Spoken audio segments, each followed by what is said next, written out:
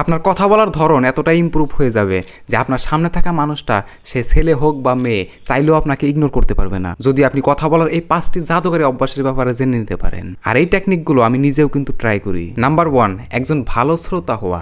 দেখুন, কেউ যখন কোনো কথা বলে সে কখন কথা বলা শেষ করবে সেটার জন্য অস্থির না হয়ে তার কথার আগে মনোযোগ দিয়ে শুনুন। সে থামা মাত্রই ফট করে কথা বলবেন না, একটু শ্বাস নিন, তারপর নিজের কথাটা গুছিয়ে বলুন। এতে আপনাকে অনেক বেশি কনফিডেন্ট এবং আত্মবিশ্বাসী লাগবে, একটু নার্ভাস মনে হবে না। নাম্বার 2, নিজের ভুল নিজে ধরা। প্রতিদিন আয়নার সামনে দাঁড়িয়ে অ্যাটলিস্ট 1 মিনিট নিজের চোখের দিকে তাকিয়ে কথা বলুন, অথবা নিজের মোবাইল ফোনের ক্যামেরাটা অন করে ভিডিও রেকর্ড করুন। রেকর্ড করলে সবচেয়ে বেশি লাভ, কারণ রেকর্ড করার পর আপনি নিজেই দেখতে পারবেন যে কথা বলার সময় আপনার চেহারার এক্সপ্রেশন কেমন ছিল, আপনার হাত দুটা কোথায় ছিল, আর কথার মাঝে মাঝে আপনি আটকে যাওয়ার মতো শব্দ বেশি বলছেন কিনা। নিজের ভুল নিজে ধরার সবচেয়ে দারুণ উপায় এটা। আই জাস্ট গ্যারান্টি ইউ, একবার চেষ্টা করে দেখতে পারেন। নাম্বার 3, চোখের দিকে তাকিয়ে কথা বলা বা আই কন্ট্যাক্ট। এটা অনেক বেশি জরুরি একটা জিনিস। আপনার এই মাথাটা কথা বলার সময় একদম সোজা রাখবেন, চোখে চোখ রেখে কথা বলবেন। কথা বলার সময় এদিক সেদিক তাকানো যাবে না, বা হাত কসলালে মানুষ আপনাকে কোনোভাবে সিরিয়াসলি নেবে না। সবচেয়ে বড় এক্সাম্পল হচ্ছে, আমি যদি আপনাদের সাথে ভিডিও বানাতে যে কথা বলতেছি, এই কথা বলার সময় যদি আমি অন্যদিকে তাকিয়ে কথা বলি, তাহলে কি আপনারা আমার ভিডিও দেখবেন? অবশ্যই দেখবেন না। চোখের দিকে তাকিয়ে কথা বললে মানুষের মনোযোগ ধরে রাখা যায়। আর নাম্বার 4, অপরিচিত মানুষের সাথে কথা বলা।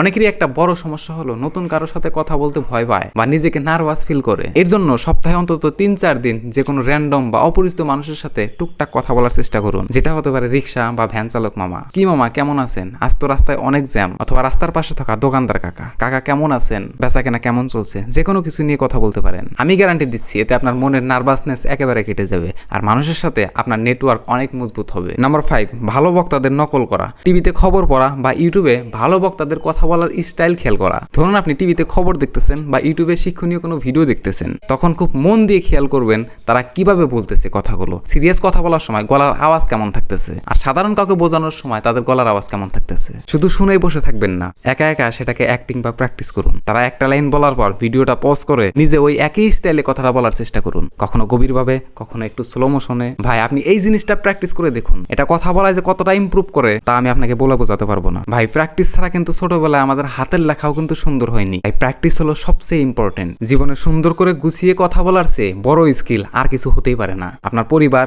জবের জায়গা আর ক্লায়েন্ট সবাইকে শুধু এই একটা স্কিল দিয়ে খুশি রাখা সম্ভব। তাই আপনি যদি সত্যি নিজের কমিউনিকেশন স্কিল ইমপ্রুভ করতে চান, তাহলে আমাকে ফলো করে রাখতে পারেন, কারণ আমি এই ধরনের অনেক দরকারি ভিডিও আপনাদের জন্য নিয়ে আসি। সবাই ভালো থাকবেন, দেখা হচ্ছে পরের ভিডিওতে। ধন্যবাদ।